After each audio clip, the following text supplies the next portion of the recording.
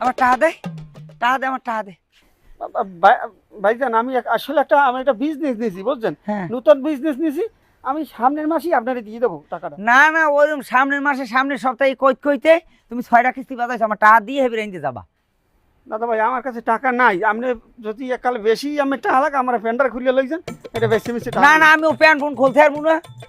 আমার আমার তুমি হিন্দি টাকা দিয়ে হেবি রেঞ্জে যাবা। প্যান্টও খুলতে পারবেন না, আমি টাকা আমাদের নাই, আর আমি নেবেন কিরম করেন? টাকা দিয়ে দেবা, তোমার দ্বারা টাকা তুমি আমার ঘুরে ঘুরে আমার আধা মার হয়ে গেলাইছো, আমার টাকা দাও।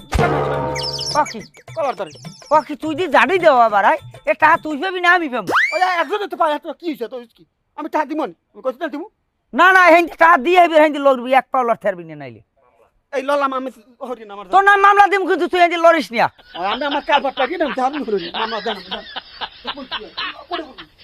আহ আহ দেখছো, মানুষ মামলারেও ডরায় না। তাহা কোনো কায়দায় নেওয়ার সময় হেখাল আইয়া ও স্যার আমার পা ধরছি, ঠ্যাং ধরছি, আমার গলা ধরছি, আমার চুমা দিছি, এই কই এবার টাকা কটা লই যাওয়ার পর এবার আসছে নেই না। আমি আমি ছাড়তে আছি না, আমি মামলা দিব।